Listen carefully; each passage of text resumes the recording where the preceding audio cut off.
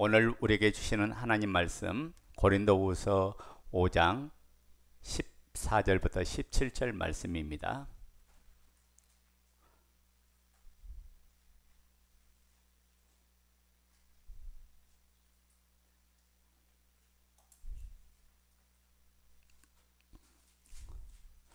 우리 다 같이 오늘 여기 PPT를 봐주세요. 고린도후서 5장 14절부터 17절 말씀 다 같이 한 목소리로 합독하십니다.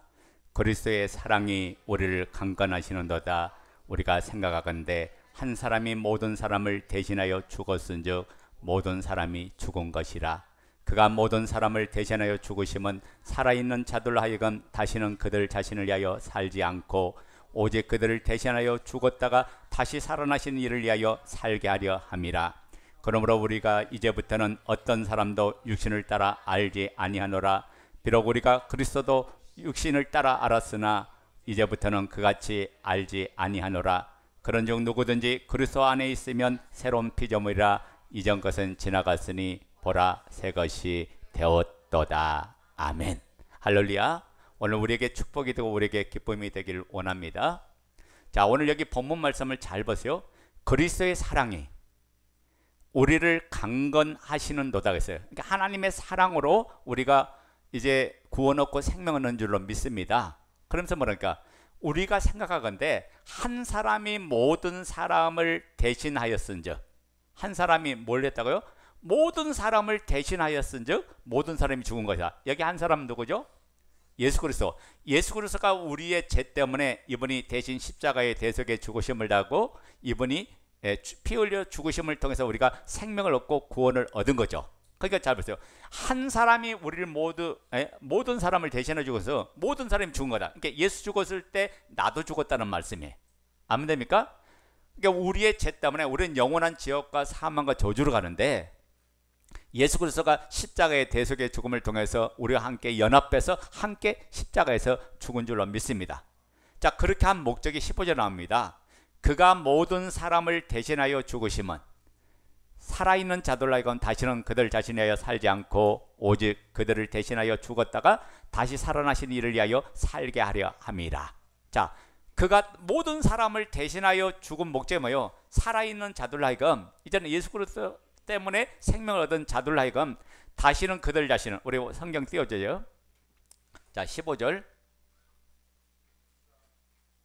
자, 15절 시작. 그가 모든 사람을 대신하여 죽으심은 살아있는 자들로 하여금 다시는 그들 자신에 하여 살지 않고 오직 그들을 대신하여 죽었다가 다시 살아나신 이를 위하여 살게 하려 함이라. 자, 그러니까 봐요. 예수님 때문에 생명을 얻었다면 이제는 내 자신을 위해서 사는 사람이다? 아니다?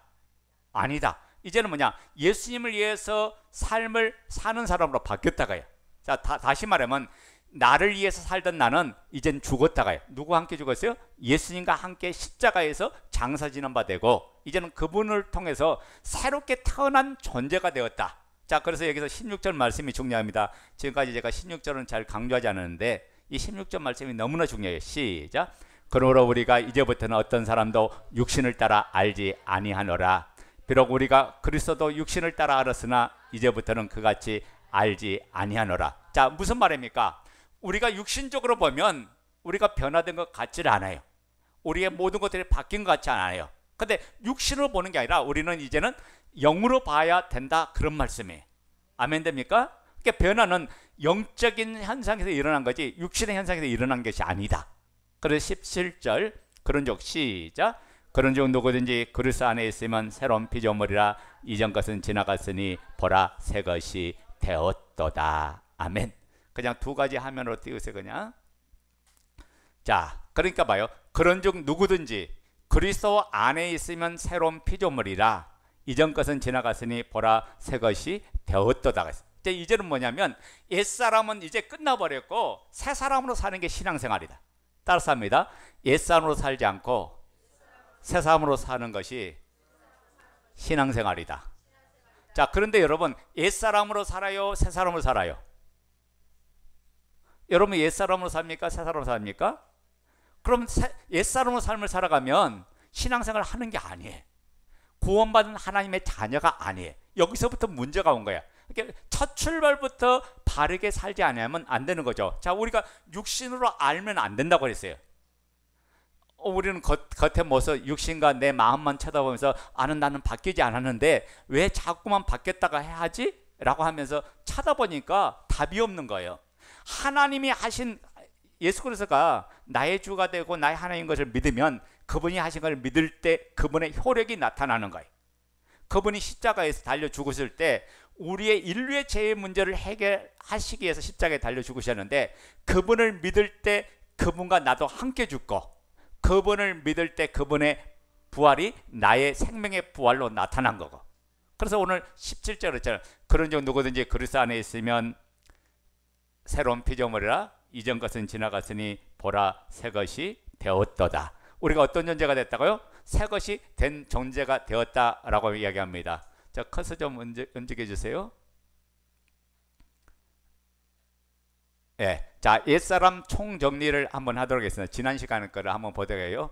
자, 고린도서 5장 15절에 보면 자기가 주인되어 자기를 위해 우리는 산다 살지 않는다.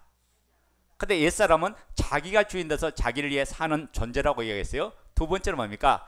육체가 원한 대로, 마음이 원한 대로, 욕심대로 삶을 살아가요. 이게 옛사람의 특징이야. 그러니까 자기의 모습을 한번 비춰보세요. 지금 성경대로 내가 가고 있는지 아니면 성경과 전혀 상관없이 가고 있는가, 이걸 정확히 알아야 돼. 그래서 바르게 가르쳐야 그날에 여러분 천국 들어간 줄 알았는데 얻게 되면 이게 충격이잖아요. 그러니까 우리가 부활을 보면 예수 믿으면 전부 다 부활한다고 그렇게 착각하고 있어. 데살로니가 후서에 보면 전부 다 부활하지 않는다고 이야기 나옵니다. 그러니까 우리가 정확하게 알아야 돼. 우리가 정확히 모르면 예수 믿으니까 나는 구원 얻어서, 예수 믿으니까 천국 가, 예수 믿으니까 부활해. 사도 바울은 더 나은 부활에 참여하려고 힘쓰고 있었다고 이야기했어요. 그러면 다 부활할 것 같다면 사도 바울이 더 나은 부활, 더 좋은 부활에 참여하려고 할 필요가 없잖아요. 그러니까 천국은, 제가 이제 전에는 가르쳤는데 아마 여러분들이 알려가 모르는데, 천국은 차등이 있다.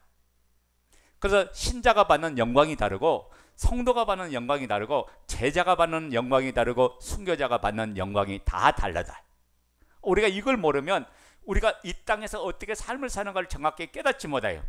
자, 그리고 세 번째 봐요. 세 번째는, 자, 옛사람은 누굴 사랑한다요? 세상을 사랑해. 세상을 너무나 좋아해. 세상을 따라가. 세상이 이끄는 대로 끌려가요. 이게 옛사람의 특징이죠. 네 번째는 정과 욕심에서, 그래서 감정과 욕심에 의해서 삶을 살아요. 육신의 정욕과 욕심을 따라서 반응하고 움직여가는 것이 옛사람이다. 다섯 번째는 이런 옛사람을 뭐라고 하냐, 로마서 8장 34절에 죄의 종이라고 했죠. 요한복음 8장 34절이죠. 제가 로마서 잘못 얘기했는데 죄의 종이라고 했어요. 옛사람은 이게 죄가 지배하고 죄가 왕노를 하는 사람이 옛사람이에요. 그 다음에 이런 사람은 누구의 자식이요? 마귀의 종이고 마귀의 자식이다. 마지막 일곱 번째는 제가 지난 시간에 왔는데, 옛사람은 이 세상의 느낌과 생각과 감정대로 반응하면서 삶을 살아가요. 여러분, 세상이 주는 느낌과 감정과 생각대로 반응해요, 안 해요? 반응하는데, 이것이 옛사람으로 삶을 살 때는 이렇게 반응해도 예수 그리스도를 통해서 우리가 새 피조물이 됐다면 여기서 청산하고 여기서 나오는 것이 참된 진리 속에 사는 사람인 줄로 믿습니다. 제가 지난 시간에 한 것을 이 7가지로 잠깐 이제 정리해 줬어요. 그래서 사람이 생각할 때는 그 길이 필경은 복된 길이 같지만은 그 길이 망하는 길이다. 잠언 14장 12절에 그 이야기 했어요. 그러니까 어떻게 보면 그 길이 참된 길이고 복된 길이고 생명의 길 같지만은 그 길은 망하는 길이라고 이야기했잖아요. 자, 그러면 오늘부터는 새 피조물, 새 사람에 대해서 이야기합니다. 고린도서 5장 17절 읽어요. 시작. 그런즉 누구든지 그리스도 안에 있으면 새로운 피조물이라, 이전 것은 지나갔으니 보라 새 것이 되었도다. 자, 여기 보면 그런즉 뭐라고 말합니까? 누구든지 그리스도 안에 있으면 새로운 피조물을 했어요. 그러니까 자, 내가 그리스도와 함께, 그리스도 안에 있다마는 in Christ, 그리스도 안에, 그리스도와 함께, 그리스도와 같이 삶을 살아가는 존재가 된 거예요. 그래서 자, 보세요. 옛사람인 내가 죽고 이분의 생명이 내 안에 들어와 주셔서 내가 살아나는 존재니까, 나의 생명은 누구의 생명으로 태어난 거예요? 예수의 생명이에요. 예수의 생명이 내 안에 들어오셔서 거듭난 생명이 됐고 새 피조물이 되게 해주셨다가요. 그러니까 나는 항상 누구와 함께 살아가요? 예수님과 함께 살아간다. 예수님과 함께 동해요. 여러분, 예수님과 함께 살지 않은 사람은 구원받은 하나님의 자녀가 아니야. 예수님과 함께 사는 사람은 예수님을 의식해요. 자, 그러잖아요. 예를 들읍시다. 어떤 청춘 남녀가 결혼을 했어요. 결혼을 해서 하는데 결혼하는 순간부터 남편과 아내로 바뀌는데 남편은 누구를 의식하냐면 아내를 의식해야 되고 아내는 누구를 의식해요? 남편을 의식해요. 만약에 그 관계 질서가 깨지면 그 가정이 깨어지는 거예요. 남편의 마음에는 아내만 있어야 되고 아내의 마음에는 남편만 있어야 된다고요. 근데 거기에 딴 남자가 들어오고 딴 여자가 들어오면 그 가정은 깨어지는 가정. 그 가정은 불행한 가정이 되고 말죠. 마찬가지야. 그리스도 안에서 새 생명을 얻었다면 이제는 예수님과 함께 사는 줄 믿습니까? 예수님과 같이 살아요. 그럼 모든 영역에서 예수님을 의식하면서 삶을 살아야 돼요. 이게 여러분 봐요. 여러분이 어떤 행동을 할 때, 여러분 어떤 결정을 할 때, 어떤 일을 할 때, 어떤 시작을 시작할 때 예수님을 의뢰하면서 시작했는가? 예수님을 의식하면서 시작했는가? 이게 중요하다고요. 그러니까 예수님을 의뢰하지 않고 예수님을 의식하지 않는다 그러면 그 사람은 자기가 새 피조물 됐다는 삶 자체를 인식하지 못한 사람이에요. 그러니까 뭐냐면 마귀가 원하는 대로 끌려가고 마귀가 이끄는 대로 사로잡히고, 그래서 거기에 빠지면서 세상 유혹과 세상 쾌락과 세상 일락을 따라 삶을 사는 사람이 되고 말죠. 자, 요한복음 15장 5절 읽어요. 시작. 나는 포도나무요 너희는 가지라. 그가 내 안에 내가 그 안에 거하면 사람이 열매를 많이 맺나니 나를 떠나서는 너희가 아무것도 할 수 없습니다. 자, 봐요. 예수님이 그랬어요. 나는 포도나무야. 우리는 뭐다고요? 너희는 가지래요. 포도나무에 붙어있는 가지야. 그런데 우리가, 여러분, 가지가 뭔가 열심히 노력해서 열매 맺는 게 아니야. 그리스도 안에 있으면, 포도나무에 붙어 있으면, 그리스도 함께 삶을 살아가면 열매를, 그리스도를 통해서 주신 그 생명을 통해서 열매를 많이 맺는 역사가 일어나는 줄로 믿습니다. 그래서 뭐라고요? 나를 떠나서는 너희가 아무것도 할 수 없다. 예수 떠나서는 아무것도 할 수가 없다라고 지금 이야기합니다. 자, 그러니까 새롭게 거듭난 존재가 어떤 존재가 한번 보자고요. 자, 보세요. 도표를 보세요. 자, 여기 보면 두 가지 사람이 있는데 옛사람이 나오고 새 피조물에 나오죠. 그 옛사람이 예수님과 함께 십자가에 장사되었으니까 옛사람이 죽었어요, 살았어요? 죽었죠.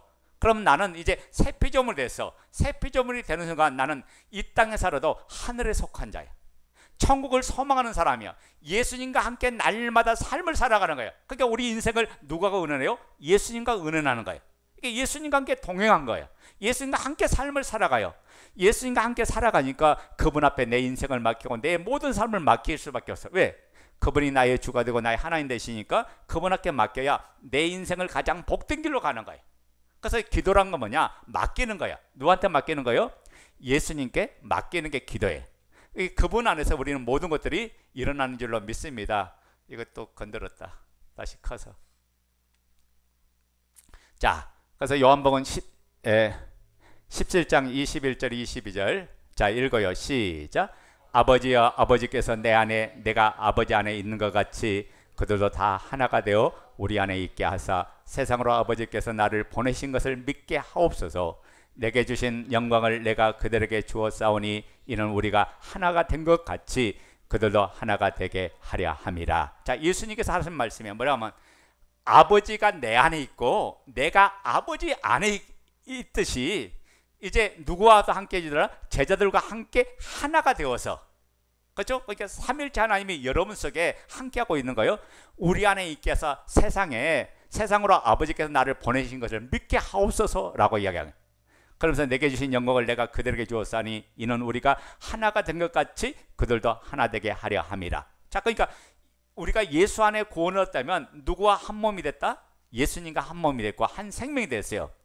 자, 그래서 새 피조물은, 자, 읽어요. 시작. 새 피조물은 새롭게 태어난 존재이며 거듭난 존재이고 예수님과 연합된 생명이다. 자, 이게 무슨 말이냐면, 자, 예수님을 여러분이 영접하는 순간 여러분이 새롭게 태어난 존재가 된 줄 믿습니까? 그것을 신학적으로 뭐냐면 중생했다 라고 이야기하고 거듭났다가 이야기해요. 그리고 새롭게 출생했다 라고 해요. 그리고 뭐라고 말합니까? 새 피조물이 되었다라고 이야기하는 거예요. 다 같은 말을 그렇게 표현했어요.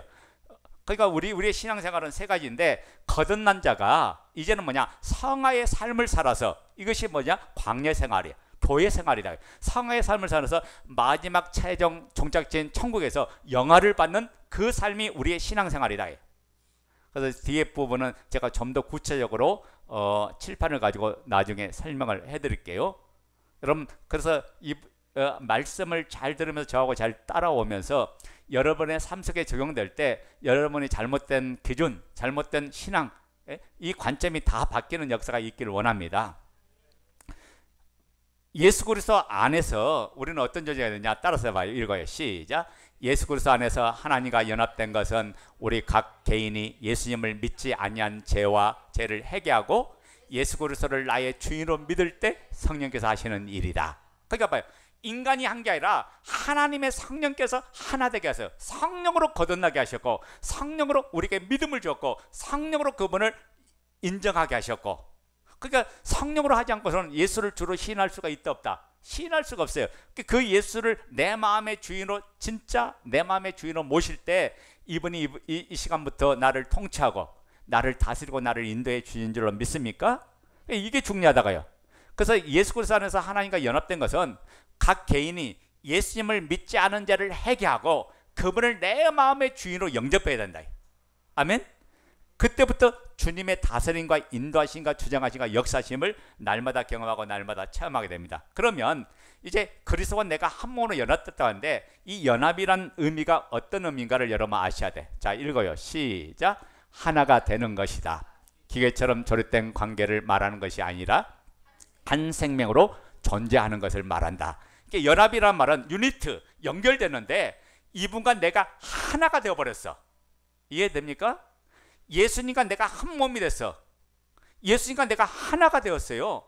이걸 잘 알아야 돼. 그러니까 그래서 창세기 말씀 보면 아브라함에게 축복하신 하나님께서 뭐냐, 아브라함아 너를 건드는 자는 나를 건드리고 너를 복되게 하는 사람은 내가 복을 주겠다. 너를 건드는 자는 내가 저주하겠다. 하나님께 그 이야기했어요. 왜? 아브라함의 생명이 하나님의 생명과 하나를 이뤘기 때문에 이제는 아브라함을 건드면 누굴 건든 거예요? 하나님을 건든 게 돼요. 자, 요한복음 15장 5절 다시 봐요. 시작. 나는 포도나무요 너희는 가지라. 그가 내 안에 내가 그 안에 거하면 사람이 열매를 많이 맺나니 나를 떠나서는 너희가 아무것도 할 수 없습니다. 자, 봐요. 예수님과 나는 뗄려야 뗄 수 없는 한 몸 관계인 줄로 믿습니다. 그게 자, 신앙생활은 뭐냐? 예수님을 의식하고 예수님을 인식하고 날마다 삶을 사는 게 신앙생활이에요. 여러분이 어디 가든지 여러분이 누굴 의식하냐? 예수님을 의식하고 삶을 살아야 돼. 이게 신앙생활이다. 자, 그래서 봐요. 세상에 있는 나, 이 영이, 거듭난 영이, 자, 누구와 결합됐냐? 하나님과 연결이 됐다. 그래서 뭐냐? 우리는 연합을 이뤘어. 그 천국과 연결이 됐죠.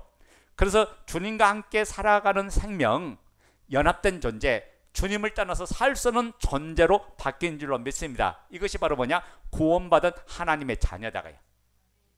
우리가 그냥 예수 믿으면 구원한다는 내용은 맞지만은 그 내용이 구체적으로 어떤 내용인가를 이걸 정확하게 알아야 그 진리를 이야기할 수 있죠.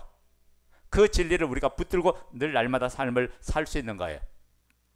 자, 그래서 주님과 연합한 자가 되었음을 아는 것은 강력한 힘을 누리는 비결이다. 여러분, 내가 예수님과 연합되었어. 그러니까 내가 누구하고 의논해야 돼? 내가 인생의 어려움을 만날 때 예수님과 의논하고 예수님 앞에 맡기고 예수님을 바라보는 게 우리의 근본적인 신앙의 출발이고 신앙의 생활이다. 그러면 이분이 뭘 약속해서 우리에게 풍성한 삶을 약속해 주셨어요. 자, 그래서 하나님과 한 생명, 한 몸 된 연합의 비밀을 알아야 그리스도 안에서 풍성한 삶을 살아갑니다. 왜? 주께로부터 오는 모든 각양 은사와 선물이 여러분에게 하늘의 창고에서 여러분의 삶 속에 임하도록 하나님께 역사해 주셨다. 그래서 그분을 의뢰할 때마다, 그분을 믿을 때마다, 그분을 따를 때마다 각양 좋은 모든 은사와 선물을 체험하는 거죠. 자, 그래서 요한복음 10장 10절 다 같이 읽어요. 시작. 도둑이 오는 것은 도둑질하고 죽이고 멸망시키는 것뿐이요 내가 온 것은 양으로 생명을 얻게 하고 더 풍성히 얻게 하려는 것이라. 자, 봐요. 예수님이 오신 목적이 뭐예요? 생명을 얻게 하고 영원한 생명을 주시고 그 다음에 생명 언어로 끝나게 아니라 여러분 예수님 때문에 예수님으로 인해서 더 풍성한 삶을 누리게 해주려고 이분이 오셨다가요. 그러니까 뭐예요? 내가 누구의 도움을 받아야 돼요? 주님의 도움을 받아야죠. 주님의 도움 받는 게 신앙생활이에요. 주님과 함께 연결됐기 때문에 그분으로부터 오는 각양 좋은 은사와 선물과 능력이 우리의 삶 속에 30배, 60배, 100배 열매와 결실을 맺게 하고 그분의 은혜 속에 늘 날마다 삶을 살게 해주는 줄로 믿습니다. 근데 악한 영 마귀가 온 건 뭐냐? 내 인생을 도둑질하고 그 다음에 내 삶을 죽이고 나를 멸망시키려고 지옥으로 끌고 가려고 하는 게 마귀의 존재다. 완전히 정반대요. 그러니까 우리가 주님과 함께 삶을 살고 주님과 함께 삶을 이루어가는 게 이게 놀라운 축복이죠. 자, 좀 더 쉽게 얘기합시다. 예수님이 부자죠. 모든 만물을 가진 주인이에요. 그러면 우리가 가난할 수 있어요, 없어요? 이분이 부자인데 어떻게 우리가 가난할 수 있어요? 내가 이분의 아들인데 그분으로부터 연결돼서 모든 것들을 아까 풍성하게 해준다는 그 약속된 말씀을 따라 하나 되고 누리는 삶을 살 때 이 풍성한 은혜를 누려가는 거예요. 그러니까 이미 하나 되는데 우리는 하나 되려고 힘쓰고 왜 쓰고 있어요? 성경 뭐라고요? 에베소 4장 그랬죠. 하나, 주도 하나요, 세례도 하나요, 믿음도 하나라고 했어요. 성령도 하나라고 했어요. 하나 된 것을 우리가 뭐냐? 지켜가는 게 신앙생활이에요. 우리가 하나 된 걸 선포하면서 지켜가는. 근데 우리는 뭐냐? 하나 되려고 몸부림치는 게 아니고 하나님이 이미 성령으로 우리를, 저와 여러분을 하나 되게 해주신 줄로 믿습니다. 그래서 우리가 그분 안에 살아가죠. 자, 그러니까 오른손은 부자인데 왼손은 가난할 수 있어요, 없어요? 없죠. 머리는 잘 먹는데 몸뚱이는 굶주릴 수 있어요? 없어요. 이분과 하나 되어 있기만 하면, 하나 된 삶을 누리기만 하면 이제는 자연적으로 열매를 맺고 결실을 맺는 줄로 믿습니다. 자, 그래서 이 고백이 우리의 고백이 돼야 돼요. 고린도후서 6장 9절부터 10절 시작. 무명한 자 같으나 유명한 자요, 죽는 자 같으나 보라 우리가 살고, 징계를 받는 자 같으나 죽임을 당하지 아니하고, 근심한 자 같으나 항상 기뻐하고, 가난한 자 같으나 많은 사람을 부유하게 하고, 아무것도 없는 자 같으나 모든 것을 가진 자로다. 아멘. 다시 한번 읽어요. 시작.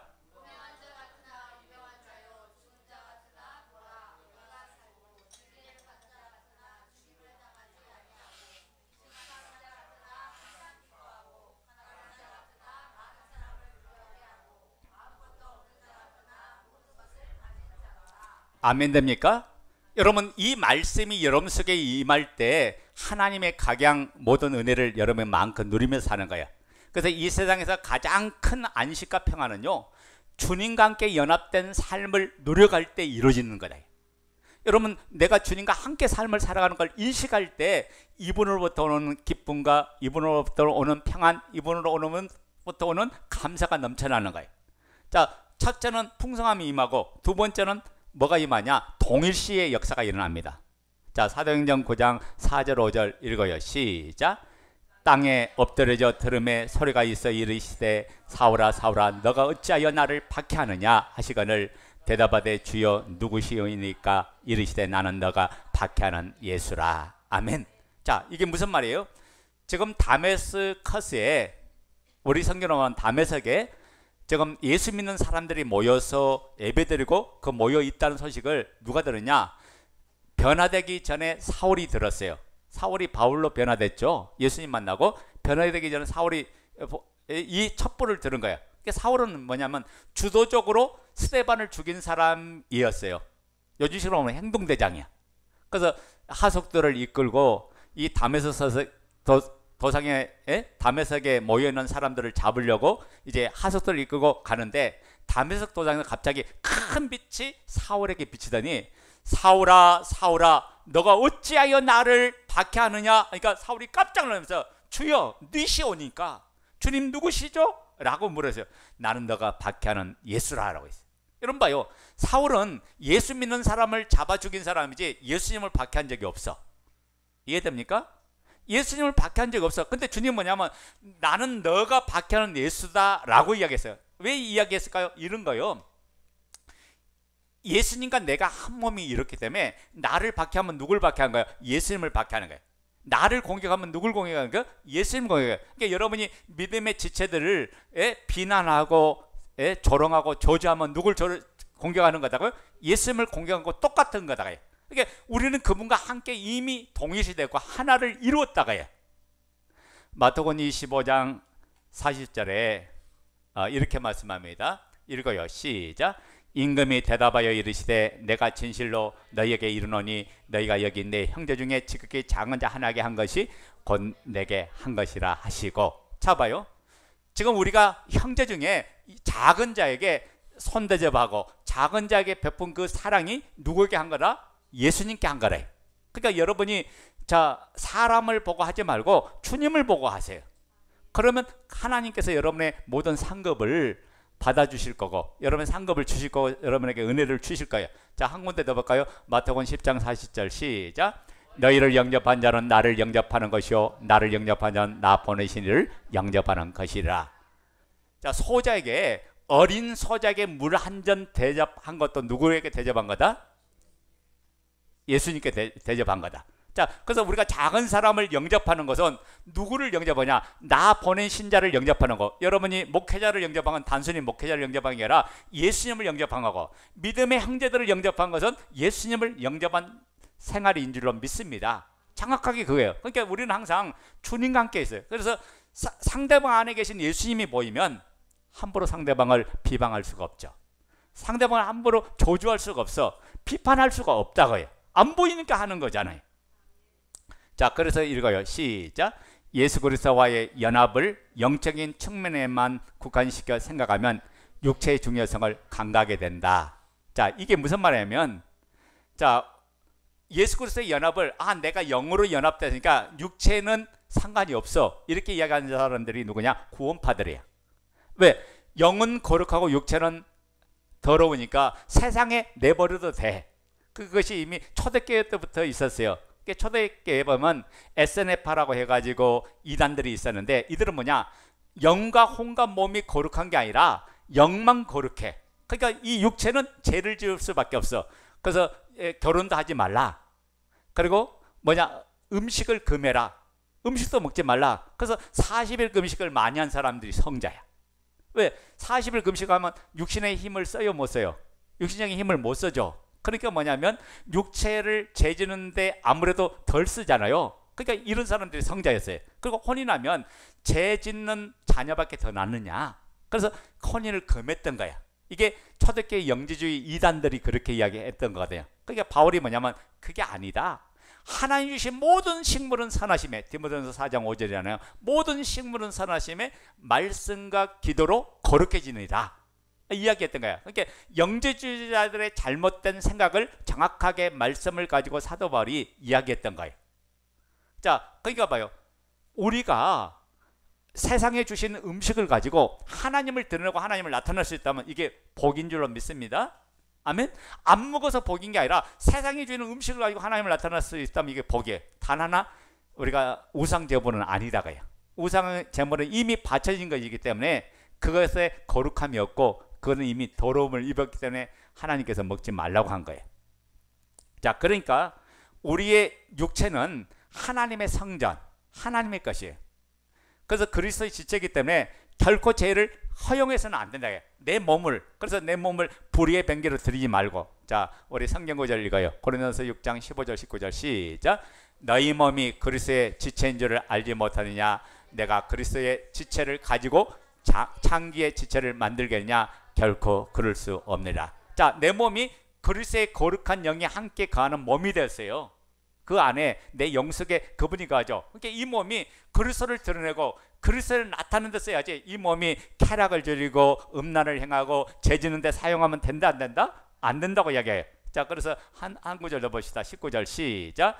너희 몸은 너희가 하나님께로부터 받은 바 너희 가운데 계신 성령의 전인 줄을 알지 못하느냐? 너희는 너희의 것이 아니니라. 그러니까 봐요. 영뿐만 아니라 혼과 몸을 거룩하게 만드는 게 신앙생활이다. 아멘. 영이 구원받아서 이제 거룩해 됐다면 이제는 내 마음이 예수님만 내 마음의 주인을 모시고 이분의 인도를 받고 늘 날마다 그분의 말씀을 따라 삶을 살 때 점점 뭐냐? 성화되어 가는 거예요. 그리고 내 몸의 구속은 언제 일어나냐? 내가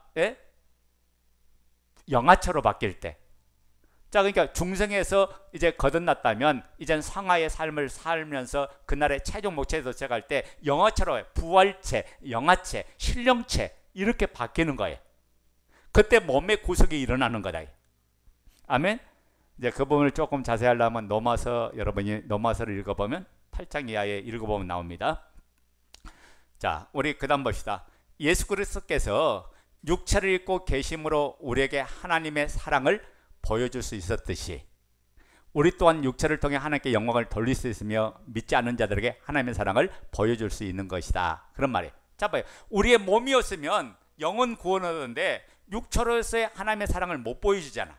그러니까 우리의 몸을 따라서 그리스도의 사랑을 전하고 그리스도의 사랑을 나타나고 그리스도의 거룩한 이름을 드러내는 삶을 살 때 하나님 앞에 영광이 된다고 해요. 반면 우리 속에 있는 육신에게 지면 육체가 죄의 병기로 들어줄 수 있다는 거예요. 그러니까 내 몸이 죄의 도구가 되지 말고 의의 도구가 되라. 우리 로마서 6장 12절 13절 시작.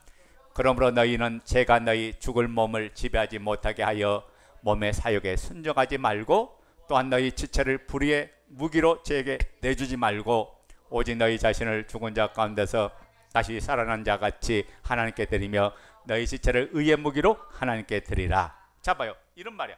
내 육체를 죄가 사용하도록 죄한테 방임하지 말고 내 육체가 하나님의 뜻을 위해서 삶을 살도록 내 육체가 의의 무기가 되도록 하나님의 영광의 도구가 되도록 내 몸이 들어지는 삶을 살아라.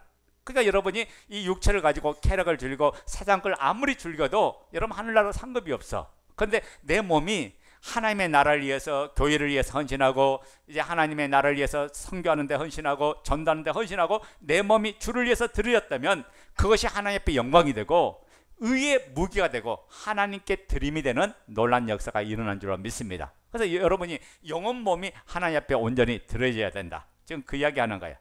자, 보자고요. 3번. 하나님과 우리는 예수 그리스도의 십자가 사건을 통해서 하나로 연합되었습니다. 우리 그 다음에 읽어요. 시작. 하나님께서는 영적 연합이 그 상태로 머무는 것이 아니라 실제 삶 가운데 나타나기를 원하십니다. 즉 하나님과의 동행하는 삶은 연합이 되었다는 자체로 이루어지는 것이 아니라 하나님과 나와의 인격적인 교제 속에서 믿음으로 이루어지는 거다. 자, 그러니까 봐요. 여러분이 연합됐다라는 것이 의식하는 것으로 끝난 게 아니라 이분과의 믿음 안의 교제를, 인격적인 교제를 통해서 우리는 그 연합의 실제 삶으로 나타나는 거다. 그런 말이에요. 아멘. 자, 그래서 구약의 성막을 보면 성소는 하나님이 거하시는 곳으로 하나님과 교제하는 장소잖아요.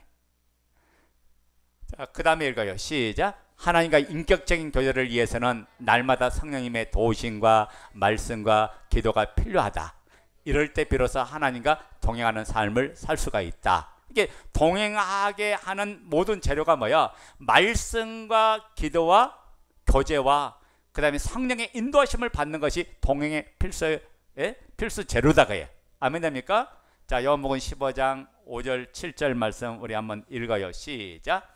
나는 포도나며 너희는 가지니 저가 내 안에 내가 저 안에 있으면 이 사람은 과실을 많이 맺나니 나를 떠나서는 너희가 아무것도 할 수 없음이라. 예수 떠나서 할 수 있다 없다? 없어. 주님과 동행해야 열매를 맺는다. 7절 시작.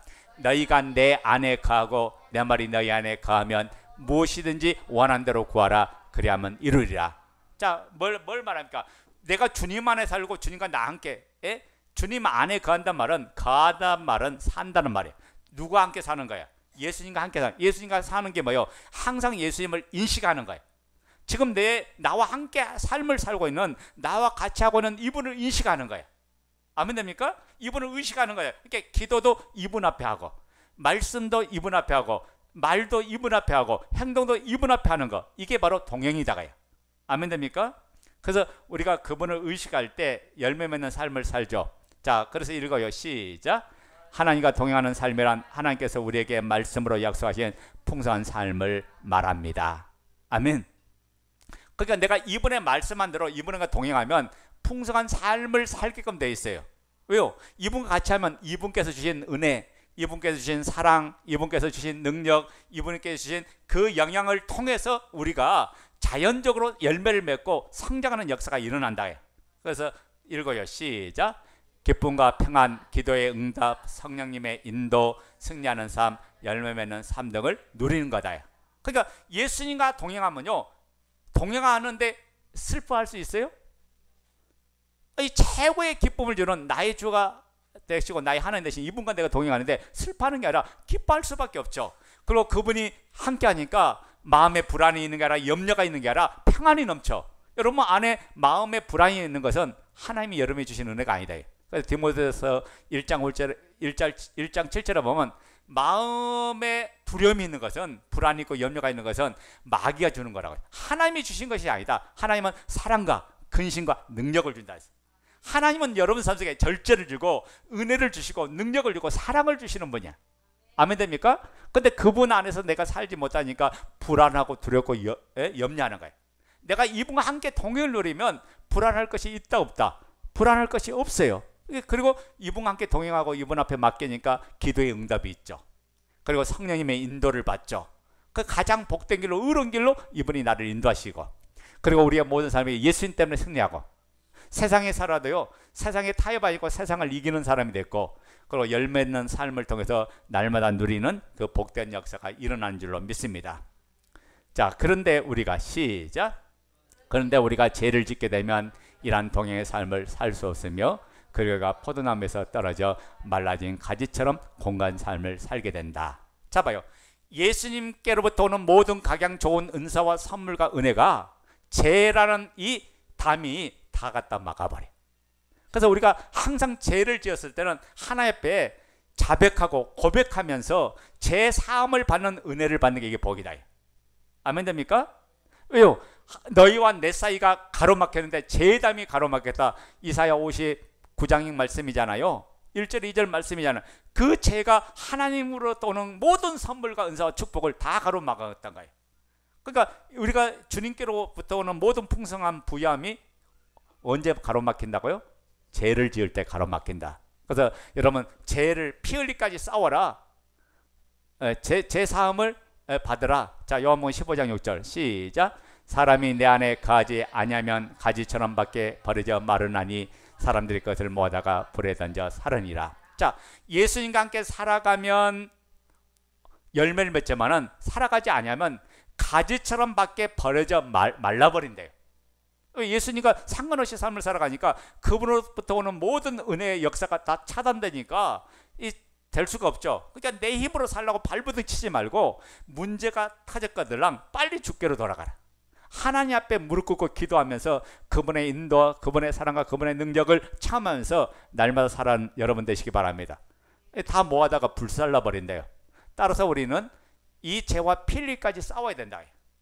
여러분 죄가 모든 행복을 뺏어가서 내 인생을 불행하게 만들어 내 모든 삶을 다 뺏어가는 게 이 죄다가야.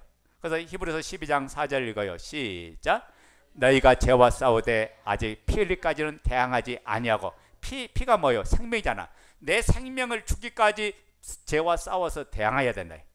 목숨 걸고 싸우면 이겨요? 못 이겨요? 이기잖아요. 우리가 목숨 걸지 않으니까, 기도도 그러니까 대충 하는 게 아니라 목숨 걸고 기도해봐요. 마귀가 역사하지 못해. 내가 마음을 다해서 기도해봐요. 성령님의 역사가 일어난다. 아멘. 그래서 여러분이 이런 부분이 너무너무 중요하다. 그래서 하나님의 은혜 가운데 이 모든 것들이 이루어지길 원합니다. 자, 오늘은 새 피조물의 특징을 잠깐 몇 가지만 하고 마치려고 합니다. 자, 우리 새 피조물의 특징 한번 보자고요. 또 이거 또 건드려졌다, 안 나온다. 자, 새 피조물의 특징. 자, 1번 예수님이 주인인 자.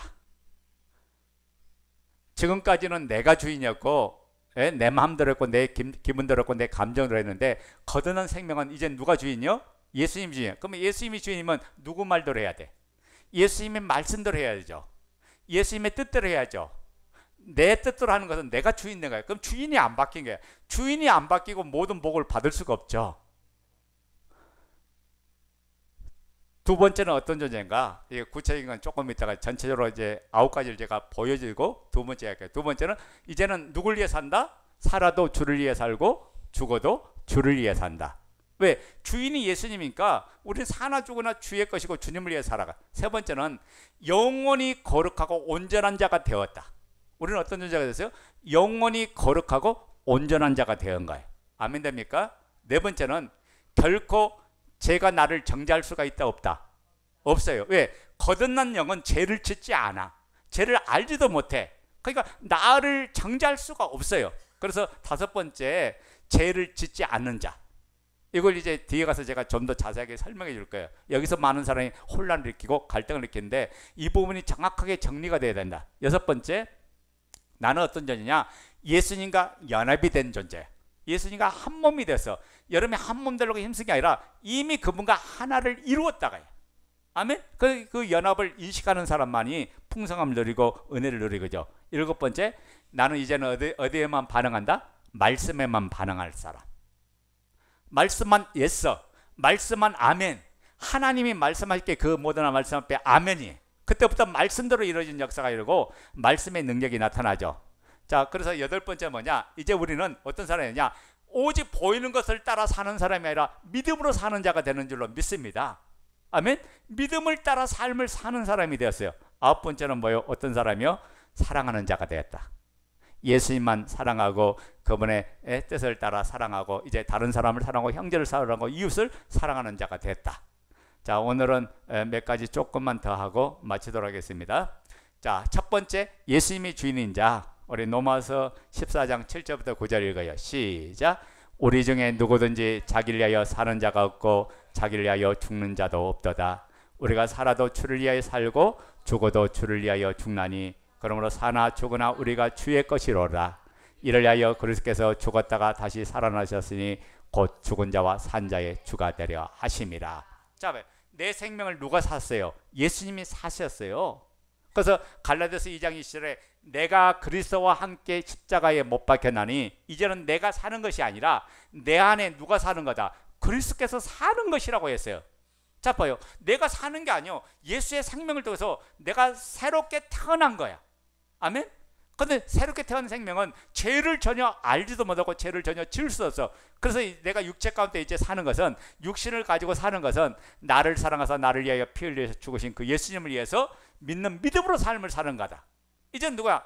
누구 때문에 내가 이 땅에 존재? 예수님 때문에 존재. 그러니까 여러분이 이제 뒤에 가면 제가 설명했지만 이미 구원 얻어서 천국에 가 있는 사람인데 이 땅에 왜 있냐? 파송받았다.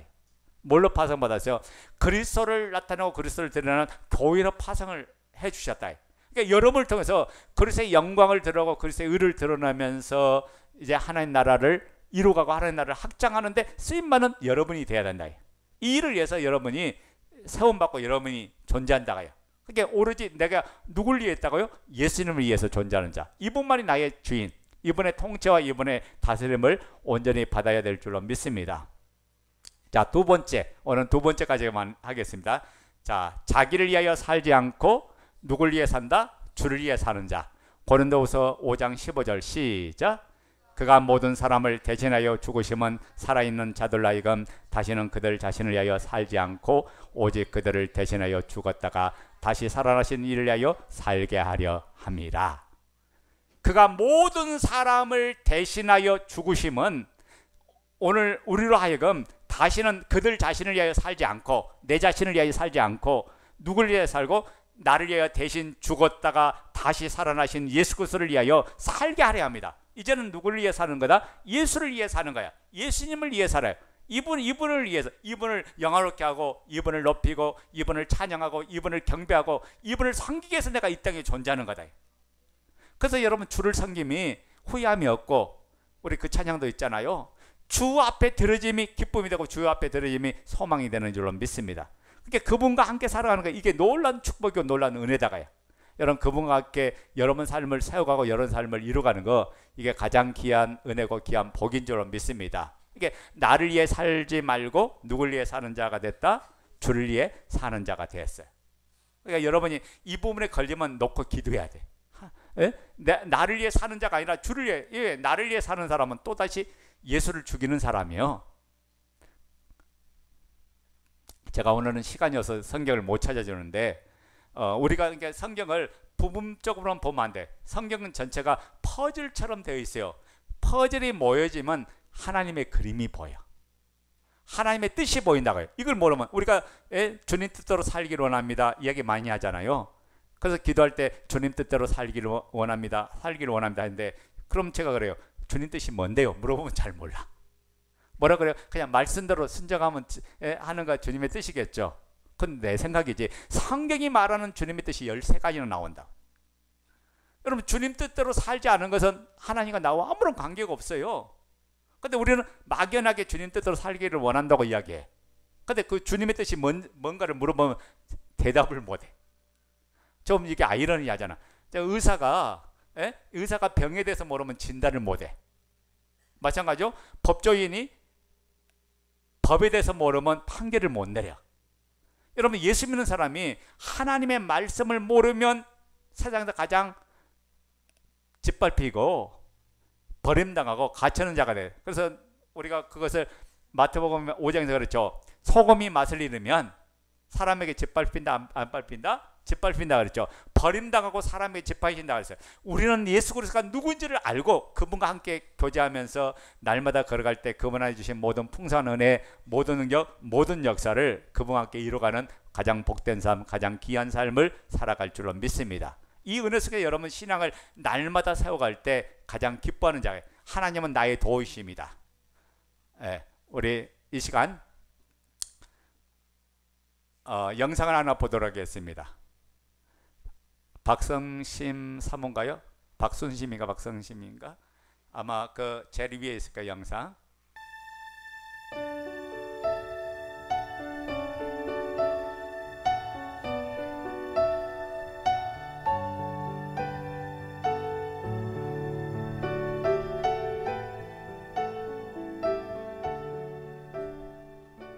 애를 5년 동안 못 낳아서 아주 귀하게 난 큰 아들이 있어요. 걔가 4살 때 추수감사절날 애들이 쭉 나와서 노래를 부르는 거예요. 거기에 이제 교회 강대상으로 다 올라가는데 올라오는 그의 모습을 보니까 이미 너무 똥 씹은 얼굴 하고 있어요. 걔가 노래를 했을까요? 안 했을까요? 안 했어요. 노래를 안 한 것도 속 열불 나는데 종이 접식을 했는데 시간이 지나니까 얘가 이거를 잡고 얼굴을 이렇게 가려요. 근데 그걸 봤는데 갑자기 열이 확 받으면서 인생은 참 험하고 어려운데 거기 서서 노래하는 것도 네가 못하면 이 세상 어떻게 살래? 라고 하는 그 걱정과 그럼 내가 저런 애를 어떻게 키울까? 라고 하는 깊은 두려움이 저를 엄습했는데 내려오는 걔의 아이에게 야, 너 그거밖에 못했냐? 이렇게 말하는 건 돼요, 안 돼요? 안 되는 거 제가 알아요? 근데 거기다 대고 제가 절망스럽고 두려운 애한테 우리 애들 너무 잘했어 이렇게는 말하면 매치가 돼요, 안 돼요? 그럼 나보고 어떻게 하라고? 나는 그러니까 얼더라고요. 이렇게 강대상에 그 밑에서 애들이 쭉 내려오잖아요. 남편이 여기 서서 손을 밑으로 이렇게 내리더라고요. 내리니까 애가 손을 이렇게 하고 가는데 저도 모르게 저도 따라야 될 것 같은 그냥 느낌이 들어서 이렇게 손을 냈죠. 그랬더니 저희 아들이 이렇게 하고 갔어요. 근데 그의 손과 제가 만났는데 제 안에 오는 어떤 그런 따뜻한 전율이 있긴 있었어요. 자네에게 물어봤어요. 너는 왜 그랬니? 그랬더니 하는 말이 자기는 그 아들의 마음을 너무 잘 이해한대요. 그랬던 일이 내가 있기 때문에 나는 그의 아픔이 얼마나 큰 아픔인지 나는 너무 잘 안다. 우리 경기 중에 배구 같은 거 하면 잘하면 어떻게 해요? 하이파이브 하죠? 실수하면 어떻게 해요? 낮은 파이브를 해요. 괜찮다 얘기냐. 이거 실수했지만 우리 잘할 수 있어요. 그 파이브가 결국 잔이 우리 아들에게 한 얘기예요. 그 얘기의 뜻은 뭐냐면 나는 너의 아버지고 나는 그 길을 가봤고 그 길을 가는 게 쉽지는 않다. 그러나 너는 혼자 있지 않다. 내가 너와 함께 있을 거야 라고 하는 잔의 마음이에요. 여러분의 약함과 저의 약함 저 너무 잘 알아요. 우리 아들 그거 실제로 평가하자면 잘한 거 아니잖아요. 여러분과 제게 그런 모습이 있잖아요. 근데 아무리 잔도 자기 자식에게 좋은 것을 줄 알아서 노 파이브를 한다면 하늘에 계신 우리 아버지는 우리가 우리의 연약함 때문에 힘들고 어려울 때 주님을 노 파이브를 하신다고요. 사랑하는 아들아, 사랑하는 딸아, 내가 너와 함께 있는 게 좋다.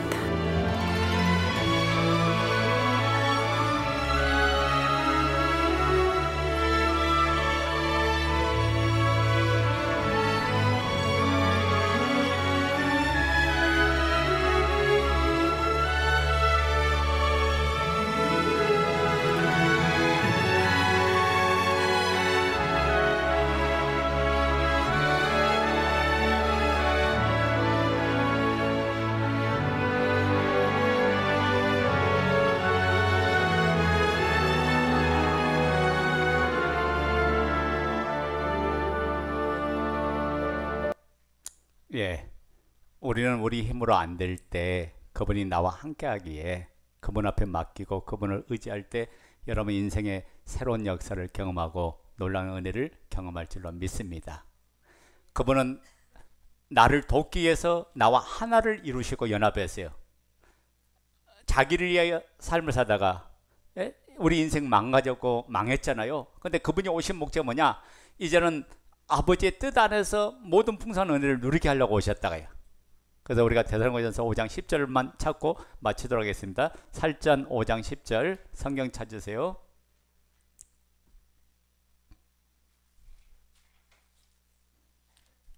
오늘 이 말씀이 여러분 위로가 되고 축복이 되길 원합니다. 데살로니가전서 5장 10절 말씀 PPT 이제 치워버리세요.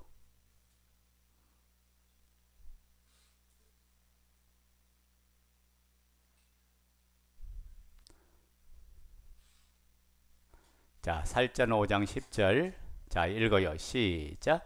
예수께서 우리를 위하여 죽으사 우리를 하여금 깨어있든지 자든지 자기와 함께 살게 하려 하셨느니라. 아멘. 이분이 뭐냐? 항상 내가 너와 함께 해줄게, 너의 길을 인도해 줄게, 너를 다스려 줄게, 너를 이끌어 줄게, 쉴만한 물가 푸른 초장으로 너를 인도해 줄게. 그렇게 하시기 위해서 이분이 우리의 삶 속에 함께 하시고 개혁하기 위해서 나와 함께 동행하는 줄로 믿습니다. 그러니까 우리가 나와 함께 동행하시는 그분을 최고로 모시고 삶을 살 때 가장 멋진 삶, 가장 귀한 삶, 가장 복된 삶을 살아가는 줄로 믿습니다. 그래서 여러분이 말씀을 들으면 들을수록 소망이 넘치고 기쁨이 넘치고 은혜가 넘쳐야 돼. 여러분 정죄를 당하라고 하는 게 아니라 그 말씀 속에서 하나님께 나의 막힌 부분을 해결하고 그분 안에 주신 모든 은혜를 해야 돼. 모든 것은 하나님께로부터 오는 힘이 되잖아요. 아버지께를 떠나서는 아무것도 이룰 수 없듯이 그분이 나를 도와주려고 오셨기 때문에 내가 그분 앞에 두 손 번쩍 들 때 그분은 새 힘을 주고 은혜를 주고 능력을 주는 줄로 믿습니다. 아멘. 오늘 이 말씀을 붙들고 여러분 축복이 되시길 원합니다. 아멘.